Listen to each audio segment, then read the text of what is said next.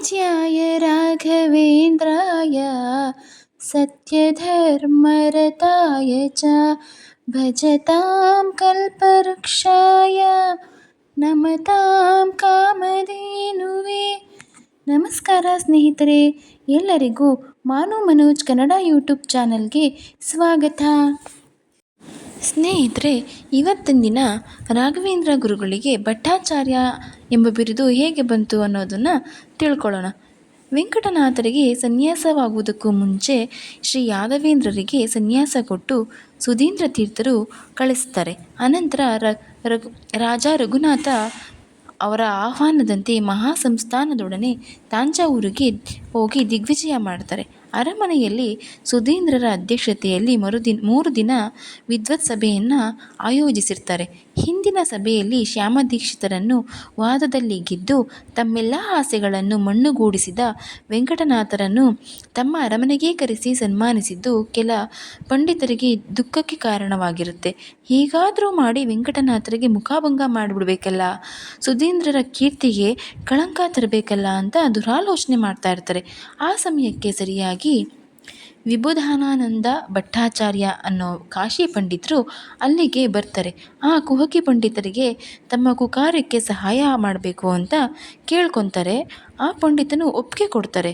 ಭಟ್ಟಾಚಾರ್ಯರೆಂಬ ಶ್ರೇಷ್ಠ ಬಿರುದುಳ್ಳ ವಿಬುಧಾನಂದರಿಂದ ಸಾಹಿತ್ಯಶಾಸ್ತ್ರ ವಿಶಾರದರೆಂದು ರಘುನಾಥ ಭೂಪಾಲನು ಅವರಿಗೆ ತನ್ನ ಆಸ್ಥಾನ ಪಂಡಿತರ ಪದವಿಯನ್ನು ನೀಡ್ತಾನೆ.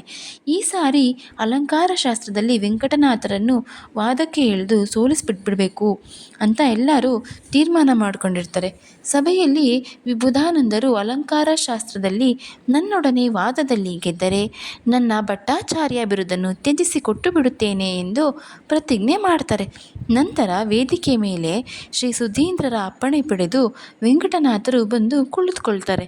ಆಗ ವಿಬುಧಾನಂದರು, ಆಚಾರ್ಯರೇ, ಆಸ್ಥಾನದಲ್ಲಿ ಸರಿಯಾದ ಪಂಡಿತರಿಲ್ಲದಿರುವಾಗ ವಿಜಯ ಗಳಿಸಿದ್ದು ಕಾಕತಾಳೀಯ ಎಂದು ನನ್ನ ಅಭಿಮತ ಎಂದು ವಾದಕ್ಕೆ ಪೀಠಿಕೆ ಹಾಕ್ತಾರೆ.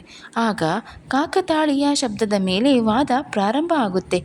ಕೊನೆಗೆ ವಾದದಲ್ಲಿ ಪರಾಜಿತರಾದ ವಿಬುಧಾನಂದರು, ಇಂದಿನ ಸಭೆಯಲ್ಲಿ ನಿಮ್ಮ ಪಾಂಡಿತ್ಯ, ವಾದಶೈಲಿ, ಪ್ರತಿಭಾ ನಿರೂಪಣೆ, ಅಲಂಕಾರ ಶಾಸ್ತ್ರದಲ್ಲಿ ನಿಮಗಿರುವ ಅಸಾಧಾರಣ ಧೋರಣೆ ಇತ್ಯಾದಿ ಪ್ರೌಢಿಮೆಗಳನ್ನು ಕಂಡು ನಾನು ಮನಸೋತಿದ್ದೇನೆ. ನಿಮ್ಮಂತಹ ಪಂಡಿತರ ಪರಿಚಯವಾಗಿದ್ದು ನನ್ನ ಭಾಗ್ಯವೇ ಸರಿ. ಶ್ರೀ ಯಜ್ಞನಾರಾಯಣ ದೀಕ್ಷಿತರು ಏಕೆ ನಿಮ್ಮನ್ನು ಇಷ್ಟು ಗೌರವಿಸುವರೆಂದು ಈಗ ನನಗೆ ಅರ್ಥವಾಯಿತು ಎಂದು ಹೇಳಿ ತಮ್ಮ ಬಿರುದನ್ನು ನೀಡಿ ಸನ್ಮಾನ ಮಾಡಿದರು. ರಾಜನು ಕೂಡ ರಾಯರನ್ನು ಸನ್ಮಾನ ಮಾಡಿ ಪ್ರಶಂಸಿಸಿದರು. ಕೇಳಿದ್ರಲ್ಲ ಸ್ನೇಹಿತರೆ, ರಾಯರಿಗೆ ಭಟ್ಟಾಚಾರ್ಯ ಎಂಬ ಬಿರುದು ಹೇಗೆ ಬಂತು ಅಂತ. ಈ ಸಂಚಿಕೆ ನಿಮಗೆ ಇಷ್ಟವಾಗಿದ್ದರೆ ದಯಮಾಡಿ ಲೈಕ್ ಮಾಡಿ, ಶೇರ್ ಮಾಡಿ, ಸಬ್ಸ್ಕ್ರೈಬ್ ಮಾಡಿ ಹಾಗೂ ಕಮೆಂಟ್ ಮಾಡಲು ಮರೆಯದಿರಿ. ಧನ್ಯವಾದಗಳು.